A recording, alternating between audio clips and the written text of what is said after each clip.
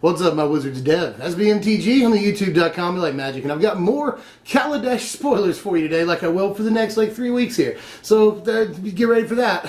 Late last night and all through the day, Wizards has been spoiling cards. Whether it's on Twitter, they've done that. Whether at PAX, they've done that. They've given Tolarian Community College and MTA, Magic the Amateuring, some spoiler cards. So they've been really spreading the love today. I'm going to sort of give you an aggregate of all the spoilers from the whole day. So let's check it out right now. First, I'm going to talk about some creatures that are just completely vanilla. I want to get these out of the way. First, there's Curio Vendor. He's just a 2-mana 2/1. The cool thing about it is that it's Vidalcan. There are Vidalcans here on this plane. That's not so bad. There's Terror of the Fairgrounds. Easily the most boring creature we've seen so far in the set. Just a 4-mana 5/2. It's a Gremlin, and Gremlins look really weird on this plane.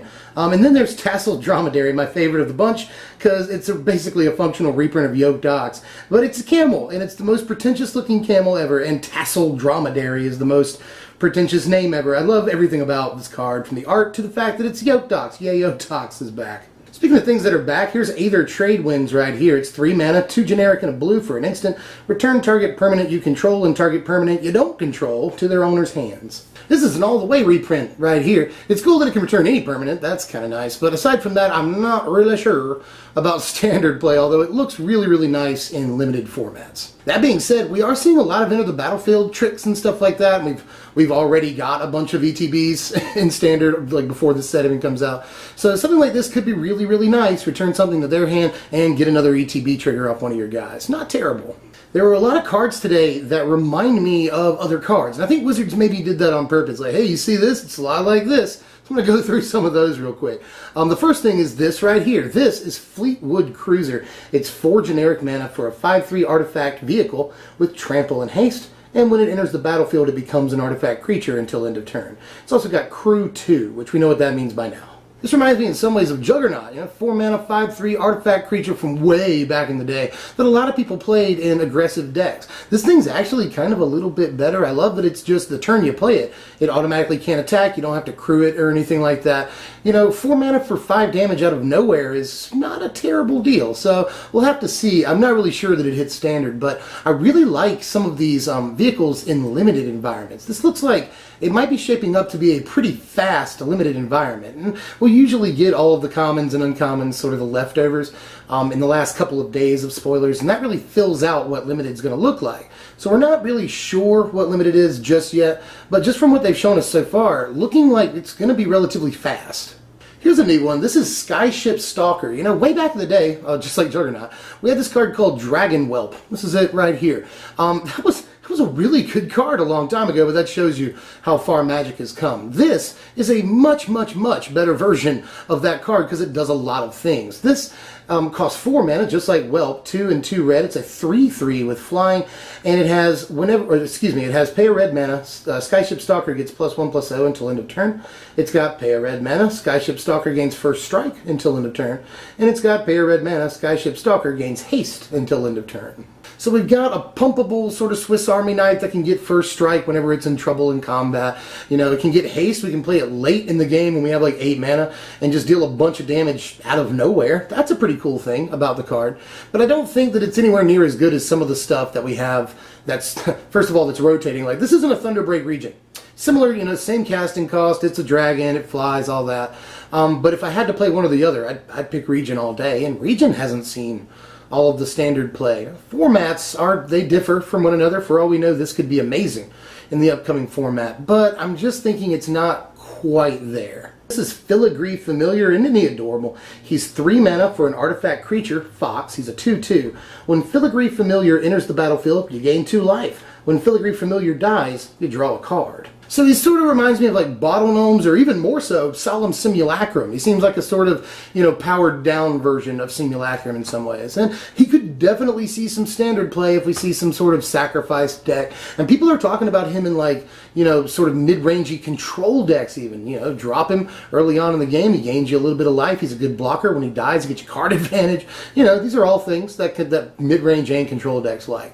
So the guy is just full of value. It's at the uncommon level. I don't think it's going to see all the play, but it definitely could have a role in a couple of different decks. Depends on what we can build. Here's Live Fast. This is 3 mana, 2 generic and a black for a sorcery with you draw 2 cards, lose 2 life, and get 2 energy counters. Okay, so they're replacing Read the Bones, and that's awesome because I didn't want to have to play this thing right here that nobody ever remembers the name of. But I didn't want to play that. I'm glad that we have this. Good way to get energy counters. Drawing 2 cards is always nice. We don't really care in a lot of these decks about losing 2 life. Again, see Read the Bones, Sign in Blood, those kind of cards. So really happy to have this thing around, and I love that you get 2 energy counters off of it. That's going to be really effective. Speaking of black cards that give you energy counters, this right here is Tulare Community College's preview card for the season.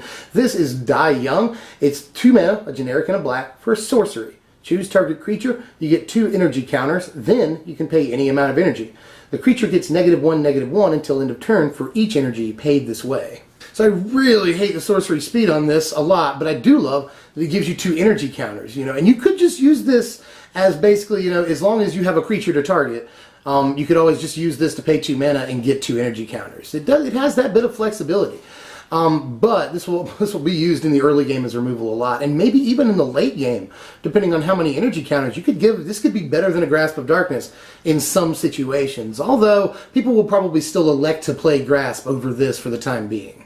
It all depends on how important energy counters are in Standard, and it looks, from what we've seen so far, like they could have a definite impact, although I don't see anything, other than maybe Aetherworks Marvel, that will have actual, or has potential to have like real serious actual Standard impact as far as energy counters go. But we do have some things that give us energy counters that we've seen today that look pretty important. This, Live Fast, and then something I'm going to preview here in just a second. All very effectively and efficiently give us energy counters. And if we can use those as a good enough resource to play something crazy, enough to build a deck around, that would be really nice. We just haven't necessarily seen it yet. Although again, Aetherworks Marvel, maybe. Here's some crazy energy counter generation. I was just talking about this. This is Woodweaver's Puzzle Knot. It's just 2 generic mana for an artifact, and when it enters the battlefield, you gain 3 life and get 3 energy counters. And you can pay 2 generic and a green, and sacrifice the Puzzle Knot to have you gain 3 life and you get 3 energy counters. Again, this seems really good, to me at least, and I hope that it's part of a cycle. This could easily be part of a cycle, which would be awesome. Because this, would you pay 2 mana to gain 3 and get 3 energy counters? Just buy it, so would you pay 2 mana for that? Probably. Seems like a pretty good deal. And with this card, it curves really well with itself. Turn 2, you get this. You get your 3 energy counters and your 3 life. Stave off aggro for a second. Turn 3, you go ahead and pop it. Get yourself 3 more energy counters and 3 more life. And then 4th turn, you can play Aetherworks Marvel. I was just talking about that card too. You can play Aetherworks Marvel on turn 4. And because of Puzzle Knot, you already have the energy needed to work the Marvel. That's really awesome.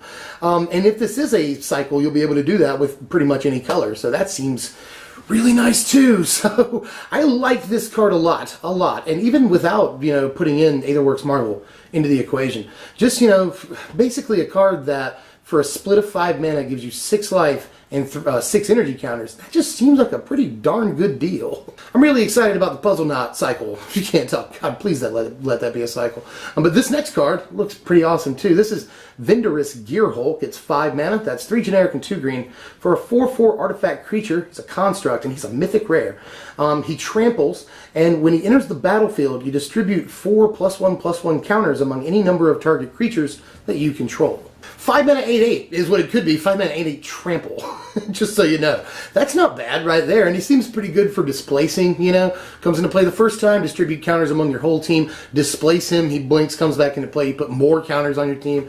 Just for 5 mana, that seems like a pretty good curve topper in some of these aggressive decks. But we do have better stuff in the format, maybe for 5 mana. There's Ishkana, there's Avacyn, Goblin Dark Dweller, Sigarda. There's a bunch of stuff for 5 in this format right now. So I'm not 100% on how much play this guy sees, but I just really want to exploit him. 5 mana 8/8 is possible, or just a huge buff for pretty much your whole team that can be blinked and displaced. All of that seems super nice to play around with, so maybe I want to try it. Here's another 5 mana green card. This is Cultivator of Blades. It's got really cool full artwork right here. This is 5 mana, 3 generic and 2 green, just like the last card. He's a 1/1 Elf Artificer with Fabricate 2. And whenever Cultivator of Blades attacks, you may have other attacking creatures get +X/+X until end of turn, where X is Cultivator's power. So basically, he can be a 3/3 and give your team a buff, +3/+3 buff whenever he swings. That's pretty cool. Or he can make you a couple of tokens and give all your creatures +1/+1 when he swings. And that's not even counting any other buffs that he gets. Maybe from Gideon's Emblem, an aura that you put on him, you know, Nissa put counters on him, whatever buffs, it doesn't matter. This guy swings and your whole team, save for him, gets a huge power bonus. That seems pretty nice. Although you do have to wait until he's able to attack, you know, which sucks. 5 mana for a creature you have to wait a whole turn for there to be any importance for is not usually great, not historically, you know. And again, better 5 mana cards already exist in the format than something like this. Although maybe in, you know, a tokens deck or even a humans deck that likes to generate a bunch of tokens and have, you know, 12 1-drops, decks like that could maybe benefit from something like this, but I'm not 100% on it, honestly. It just looks pretty killable, pretty removable, and I'm not a huge fan, although I definitely appreciate the maybe value on it. Here's another one that's going to need a translation. This is Territorial Devourer. It's 4 mana, 3 and a red for a gremlin. It's a 2/2 with trample. And whenever you gain 1 or more energy counters, Territorial Devourer gets +2/+2 until end of turn. Worth noting that whenever a card gives you like 3 energy all at once, he still only gets the +2/+2. He doesn't get like +6/+6. But if you gain energy again, a different way later on that turn, he'll get +2/+2 again. So, you know, it's not for each energy, basically. It's for each time that you get energy. So that kind of makes it a little bit worse. I don't like a 2/2 for 4 mana. That's not great. But in Limited, if you build your deck around the strategy, seems pretty good. Maybe that. Although in Constructed, I'm not really seeing it. Here's something else that needs a little bit of a translation. Yet another big giant creature. This is Demon of Shady Schemes, and that feels like a bad translation to me. That may end up being something else. It is 6 mana. That's 3 generic and 3 black. For a 5/5 flying demon with, when Demon of Shady Schemes enters the battlefield, all other creatures get -2/-2 until end of turn. Whenever another creature dies, you get an energy counter. And you can pay 2 black, or 2 generic, a black, and 4 energy to put target creature card from a graveyard onto the battlefield tapped under your control. Text. That's a lot of text. The card does a lot of things. Now, the first thing I thought is kind of weird, probably. The first thing I thought was Cryptolith Rite, you know. You play a bunch of small creatures in Cryptolith Rite early on in the game, enough to get this out by like turn 4, and you don't have to worry about the 3 black and the mana cost because Cryptolith Rite is giving you any color mana. So that's nice. If you play this relatively early, turn 4, you not only flush a lot of their side of the board, perhaps, but you also flush your side of the board, getting a bunch of energy all at one time. That seems cool. And you can bring your own creatures back, you can bring their creatures back. That's nice. Plus, this deck could probably have a few removal pieces in it. Grasp of Darkness, Ruinous Path, so, you know, you can kill their big guys and then use this to get them back. All of that seems good. Just a lot of utility on the card. I like that it's a pseudo board wipe. When it enters the battlefield, I like that you get energy from killing things. That's cool. The creatures that you kill, you can put back on the battlefield. All of that is really, really nice. But will it see play, you know? That is the question. 6 mana is a lot. 3 black is a relatively large commitment. But we'll have to see, you know. The pseudo board wipe is always good. Huge 5/5 flyer is nice. And the fact that it's an energy mill is awesome, too. The reanimation. Look at all the stuff the card does. Alright, they just spoiled this while I was doing the recording here. This is pretty exciting, right? Let's check it out. This is a land, and it's dual land. This is Concealed Courtyard. It's a land with Concealed Courtyard, enters the battlefield tapped unless you control 2 or fewer other lands. And you can tap it to add a white or a black to your mana pool. What? Okay, awesome. I've seen lands a lot like this before in the past. Maybe we're just getting an enemy color cycle, who knows, you know, but right now all we know is that we've got a white-black one, which means we'll probably at least have the other enemy color cycle. And maybe all of the guild combinations, all 10. Maybe, possibly. Really love that we're getting new dual lands. That's super sweet. Here they are. Check them out. Yay. This right here is Girapur Orrery. This is 4 mana artifact. With each player may play an additional land on each of his or her turns. It also has, at the beginning of each player's upkeep, if that player has no cards in hand, that player draws 3 cards. Okay, so the fact that this is a group hug card, you know, it works for everybody. kind of makes it suck a little bit more, you know, it doesn't make it straight up bad, but it does sort of temper the excitement for the card. And I'm sure the Commander players are, again, stoked for this. A lot of cool Commander stuff in this set. This looks pretty awesome in a multiplayer format all day. So I like the card an awful lot, but I'm not really sure about, you know, other formats. Although people are talking about the card in Legacy, please let that happen. So there's a couple of cards this set that we've seen that probably have some pretty cool applications. We just have to sort of wrap our heads around them and really take a look at some of the other options we have to play. So I really like the card. I just kind of can't wait to see what people come up with, and I'm going to sit down with the card myself and see what's going on with it. I'm just not really sure what to expect from it in Constructed, but again, in EDH, yeah, probably. You know what sucks is that my camera can only record like 23 minutes of footage all at one time, and sometimes I forget that I should turn it off and then start recording again. That being said, I just saw this card like 1 minute after it was spoiled and did a whole thing about it, and I was really, really excited, like, oh my god, check out this card, you guys. Super excited, but I lost all of that. I lost all of that because the thing stopped recording like 5 minutes ago. So I'm going to do this card again, but know that I am pretty stupid excited about this, and get ready for the word triggered over and over. This is Panharmonicon. This is a 4-mana artifact with, if an artifact or creature entering the battlefield causes a triggered ability of a permanent you control to trigger, that ability triggers an additional time. Are you triggered? The cool thing about this is that it works with things that are entering the battlefield. Like, if you play something that has an enter the battlefield trigger, it will trigger a second time. That's awesome. And anything you already have on the battlefield that causes things, you know, when things enter the battlefield, they trigger. Obviously, they'll trigger an additional time.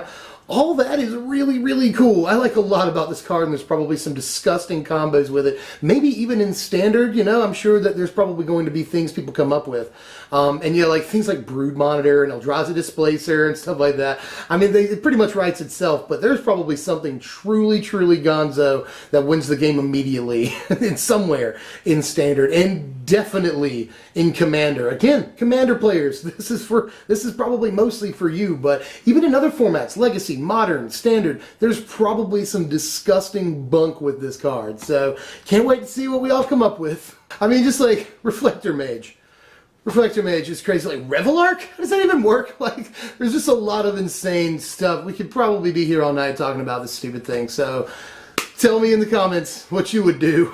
And keep in mind, I've just seen the card like 5-6 minutes ago of my life. So, you know, I haven't been able to wrap my head around every single card in Magic that works with this, but I know that there are like 1,000 and like a bunch in Standard I've already mentioned. So again, take to the comment section and let me know what just wins the game with this. That's all the spoilers for now. That was a long one because they kept spoiling cards while I was recording. I'm sure they'll keep doing it while I'm editing, so I might be back again tonight, Wizards, and I'll see you then. Appreciate you coming by for these spoilers. If you enjoyed the content, which I sincerely hope you did, you should like the content. That would help me a lot. You should subscribe if you're new for all the other spoilers and other stuff coming out. I say content way too much now in my life. I'm Dev from SBMTG. Thanks for watching, my Wizards.